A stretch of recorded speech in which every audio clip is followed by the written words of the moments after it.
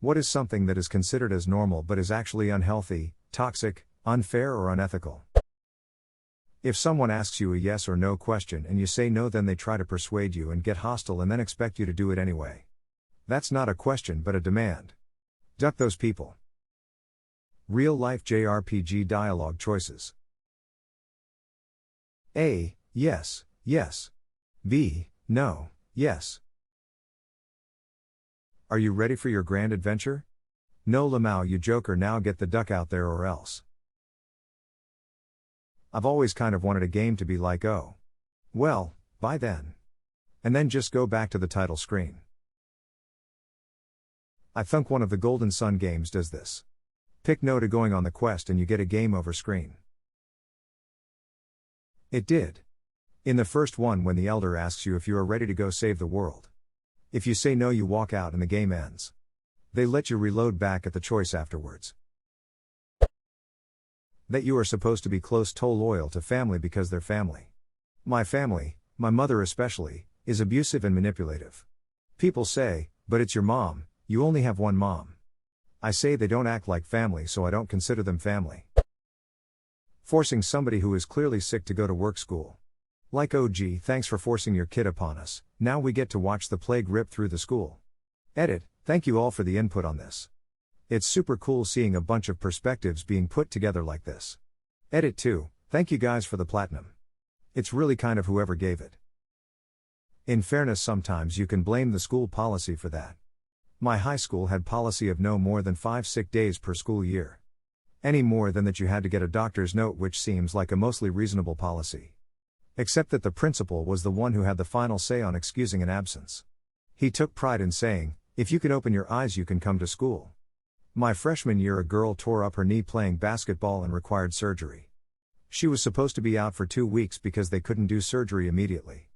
The principal told her parents the second week of absences wouldn't be excused. My senior year, we had a kid come to school with active dental abscess because he was out of sick days and was told only the day of his oral surgery would be considered an excused absence. Poor bastard could have died because an old man was drunk on power. I know this isn't the norm, but just an anecdotal example. My senior year of high school, I had a pretty major surgery. Missing one class would count as an absence, so any doctor's appointment I went to would be considered an absence. Between appointments and the actual surgery, I missed about a month of school. I had notes for every single one of them. I got a letter in the mail saying I had been expelled for having 11 unexcused absences. My mom drove me to his school and went full on mama bear mode on the administration, telling them how it was ridiculous that they would do something like this to a senior, and that I had every single absence documented. I had never seen her so mad. They revoked the expulsion immediately and apologized to her. Honestly, what is even the point of expelling kids for unexcused absences? Hey, you don't come to school enough, so now you can't come to school at all. Don't understand that mentality. And without warning. No, hey, just a heads up, watch your absences because you're accumulating a lot and it's a problem. Just your expelled letter in the mail. No chance to clear things up or correct a behavior, even though they were all excused in this case anyway, but even if they hadn't been. Telling people who are extremely happy over a new purchase why it's shitty or why they shouldn't have done it. I had a buddy who went from an old beat-up pickup to a brand new Mazda 3. It looks amazing, is a manual, etc. One of our old friends harassed the living hell out of him, telling him that it was a girl's car, and that he should have just fixed up his old beater because it was more manly. Meanwhile, this other guy is literally driving a car that is completely falling apart. My buddy looked so discouraged and sad. I did the best I could to tell him how awesome his car is, and how much better the technology is in it compared to my older Saab.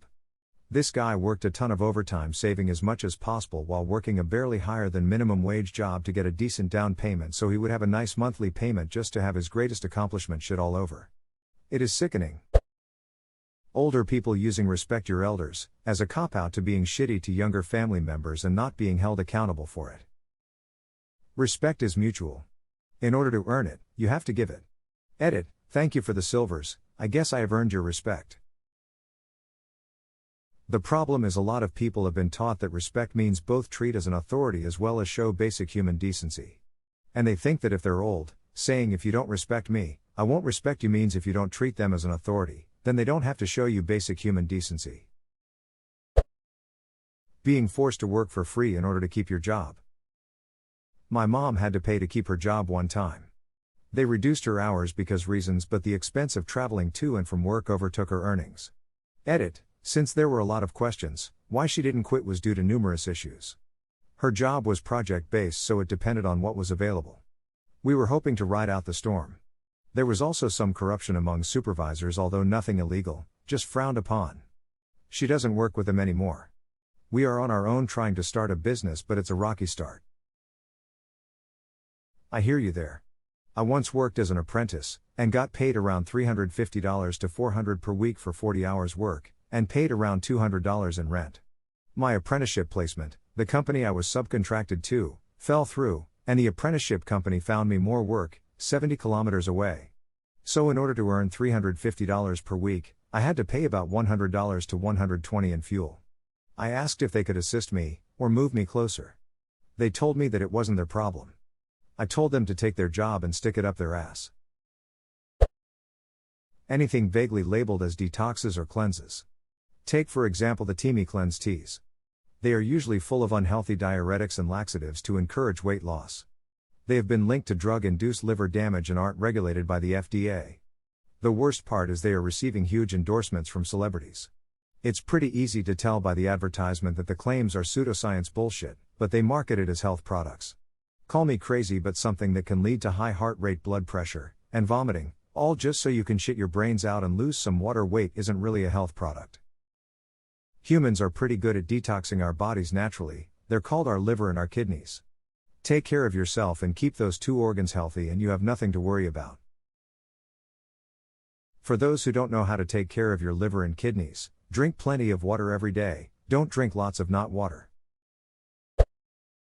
Advertising. At least in today's world.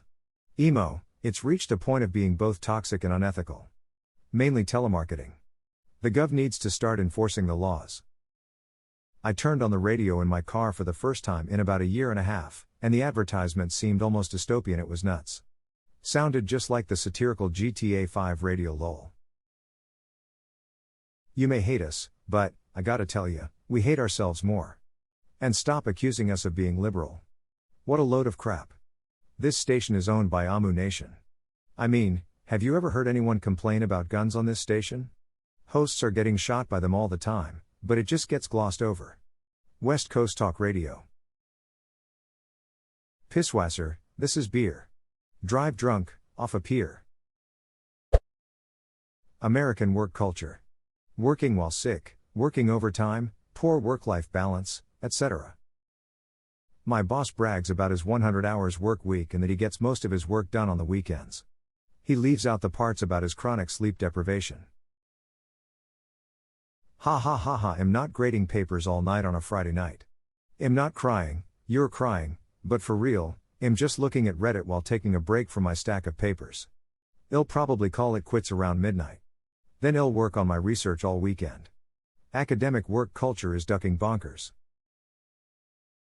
So, I'm a writer completing my thesis MFA with dreams of being a professor someday.